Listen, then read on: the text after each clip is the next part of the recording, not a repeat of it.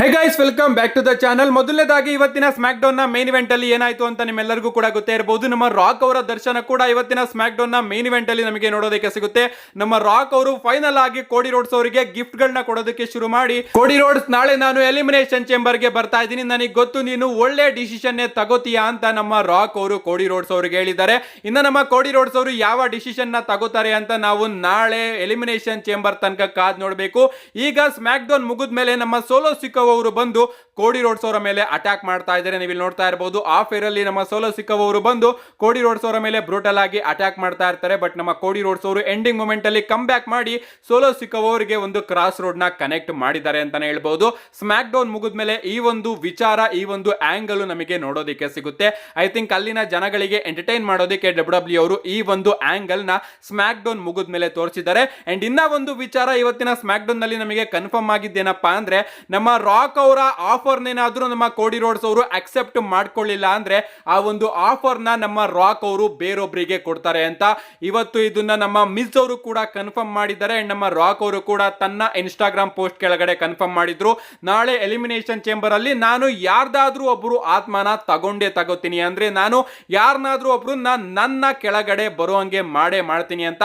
ನೋಡೋಣ ಗೈಸ್, ನಮ್ಮ ಕೋಡಿ ರೋಡ್ಸ್ ಅವ್ರು ಏನಾದ್ರೂ ಅಕ್ಸೆಪ್ಟ್ ಮಾಡ್ಕೊಳ್ಳಿಲ್ಲ ಅಂದ್ರೆ ಆ ಒಂದು ಆಫರ್ ಯಾರಿಗೆ ಹೋಗುತ್ತೆ ಅಂತ. ನೆಕ್ಸ್ಟ್ ಅಪ್ಡೇಟ್ ಕಡೆ ಬರೋದಾದ್ರೆ ಇದಿರ್ತಕ್ಕಂಥದ್ದು ಕೂಡ ಇವತ್ತಿನ ಸ್ಮ್ಯಾಕ್ ಡೌನ್ ಬಗ್ಗೆನೇ. ಲಿಟರಲಿ ಗೈಸ್, ಗೊತ್ತಿಲ್ಲ ನನಗಂತೂ ಡಬ್ಲ್ಯೂ ಅವರು ಯಾಕೆ ಇಷ್ಟೊಂದು ಪ್ಲಾನ್ಸ್ ಗಳಲ್ಲಿ ಚೇಂಜ್ ಮಾಡ್ತಾ ಇದ್ದಾರೆ ಅಂತ. ಒರಿಜಿನಲ್ ಆಗಿ ಅಡ್ವರ್ಟೈಸ್ ಮಾಡಿದ್ದಂತಹ ಎಲ್ಲಾ ಪ್ಲಾನ್ಸ್ ಗಳನ್ನು ಕೂಡ ಡಬ್ಲ್ಯೂ ಅವರು ಚೇಂಜ್ ಮಾಡ್ತಾ ಇದ್ದಾರೆ. ಮೊದಲನೇದಾಗಿ ನಮ್ಮ ಚೆಲ್ಸಿಯಾ ಗ್ರೀನ್ ಅವರು ತನ್ನ ಯುನೈಟೆಡ್ ಸ್ಟೇಟ್ ಚಾಂಪಿಯನ್ಶಿಪ್ ನ ಮಿಸ್ಟ್ರಿ ಅಪೋನೆಂಟ್ ಮೇಲೆ ಡಿಫೆಂಡ್ ಮಾಡ್ತಾರೆ ಅಂತ ಮೊದಲು ಅನೌನ್ಸ್ ಮಾಡಿದ್ರು, ಸ್ಮ್ಯಾಕ್ ಡೌನ್ ಗೆ ಅಫಿಷಿಯಲ್ ಆಗಿ ಕನ್ಫರ್ಮ್ ಮಾಡಿದ್ರು. ಬಟ್ ಆ ಒಂದು ವಿಚಾರನು ಕೂಡ ಡಬ್ಲ್ಯೂ ಅವರು ಇಲ್ಲಿ ಚೇಂಜ್ ಮಾಡ್ತಾರೆ. ಅಂಡ್ ಸ್ಟಿಫನಿ ಸ್ಟ್ಯಾಟನ್ ಹಾಗೆ ಚೆಲ್ಸಿಯಾ ಗ್ರೀನ್ ಅವರ ನಡುವೆ ಒಂದು ಸಿಂಗಲ್ಸ್ ಮ್ಯಾಚ್ ನಮಗೆ ನೋಡೋದಕ್ಕೆ ಸಿಗುತ್ತೆ. ಈ ಒಂದು ವಿಚಾರನ ನಾವು ಸೈಡಿಗೆ ಬೇಕಾದ್ರೂ ಆರಾಮಾಗಿಡಬಹುದು. ಎಂಡಿಂಗ್ ಮೂಮೆಂಟ್ ಅಲ್ಲಿ ಪ್ಲಾನ್ಸ್ ಚೇಂಜ್ ಆಗಿರಬಹುದು.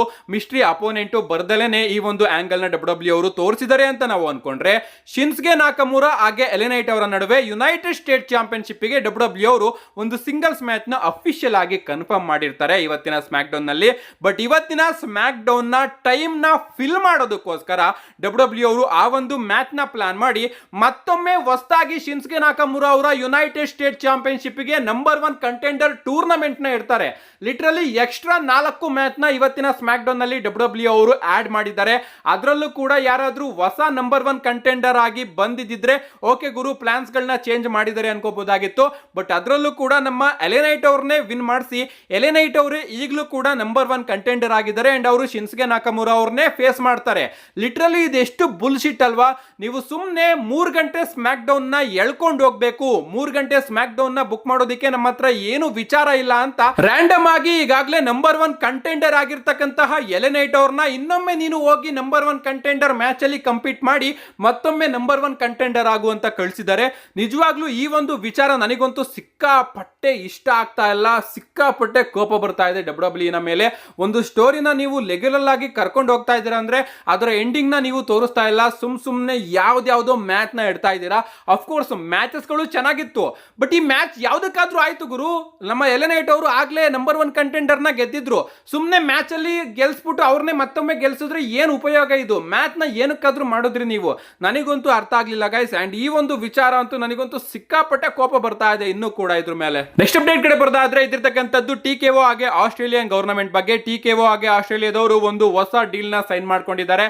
ಇದ್ರ ಪ್ರಕಾರ ಪರ್ತ್ ವೆಸ್ಟ್ ಆಸ್ಟ್ರೇಲಿಯಾದಲ್ಲಿ ಡಬ್ಲ್ಯೂ ಅವರು ಒಂದು ಮಂಡೇ ನೈಟ್ ರೋ, ಒಂದು ಸ್ಮ್ಯಾಕ್ ಡೌನ್ ಹಾಗೆ ಒಂದು ಪ್ರೀಮಿಯಂ ಲೈವ್ ಇವೆಂಟ್ ನ ಆದಷ್ಟು ಬೇಗ ಹೋಸ್ಟ್ ಮಾಡಲಿದೆ. ಸೊ ಆಸ್ಟ್ರೇಲಿಯಾದಲ್ಲಿ ಒಂದು ಮಂಡೇ ನೈಟ್ ರೋ, ಒಂದು ಸ್ಮ್ಯಾಕ್ ಡೌನ್ ಹಾಗೆ ಒಂದು ಪ್ರೀಮಿಯಂ ಲೈವ್ ಇವೆಂಟ್ ನಮಗೆ ಆದಷ್ಟು ಬೇಗ ನಿಯರ್ ಫ್ಯೂಚರ್ ಅಲ್ಲಿ ನೋಡೋದಕ್ಕೆ ಸಿಗುತ್ತೆ. ಅಂಡ್ ಈ ಒಂದು ವಿಚಾರ ಅಫಿಷಿಯಲ್ ಆಗಿ ಕನ್ಫರ್ಮ್ ಕೂಡ ಆಗಿದೆ. ನಮ್ಮ ನೆಕ್ಸ್ಟ್ ಅಂಡ್ ಫೈನಲ್ ಅಪ್ಡೇಟ್ ಕಡೆ ಬರೋದಾದ್ರೆ elimination chamber premium live event ನ ಫೈನಲ್ ಬೆಟ್ಟಿಂಗ್ ಓಡ್ಸ್ ರಿಲೀಸ್ ಆಗಿದೆ ಅಂತಾನೆ ಹೇಳ್ಬಹುದು. ಸೊ ಫೈನಲ್ ಬೆಟ್ಟಿಂಗ್ ಓಡ್ಸ್ ಪ್ರಕಾರ ಯಾವ್ಯಾವ ಮ್ಯಾಚ್ ಅಲ್ಲಿ ಯಾರ್ಯಾರು ಗೆಲ್ತಾ ಇದ್ದಾರೆ ಅಂತ ನೋಡೋದಾದ್ರೆ, ಮೊದಲನೇದಾಗಿ ವಿಮೆನ್ಸ್ ಟ್ಯಾಗ್ ಟೀಮ್ ಮ್ಯಾಚ್ ನೋಡೋದಕ್ಕೆ ಸಿಗ್ತಾ ಇದೆಯಲ್ಲ, ಟ್ರಿಶ್ ಸ್ಟ್ರಾಟಸ್ ಹಾಗೆ ಸ್ಟಿಫನಿ ಸ್ಟ್ಯಾಟನ್ ವರ್ಸಸ್ ಕ್ಯಾಂಡಸ್ ಲಿರೆ ಹಾಗೆ ನಾಯಾ ಜಾಕ್ಸ್ ಅವರ ನಡುವೆ.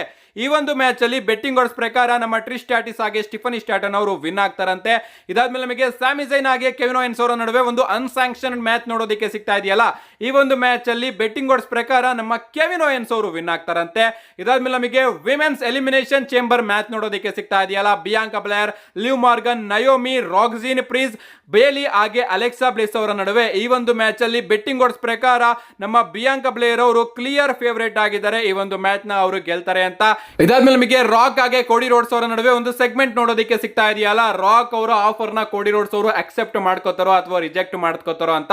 ಸೊ ಅದಕ್ಕೂ ಕೂಡ ಬೆಟ್ಟಿಂಗ್ ಓಡ್ಸ್ ರಿಲೀಸ್ ಆಗಿದೆ. ಅಂಡ್ ಬೆಟ್ಟಿಂಗ್ ಓಡ್ಸ್ ಪ್ರಕಾರ ನಮ್ಮ ಕೋಡಿ ರೋಡ್ಸ್ ಅವರು ರಾಕ್ ಅವರ ಆಫರ್ ನ ರಿಜೆಕ್ಟ್ ಮಾಡ್ತಾರೆ ಅಂತ ಬೆಟ್ಟಿಂಗ್ ಓಡ್ಸ್ ಹೇಳ್ತಾ ಇದೆ.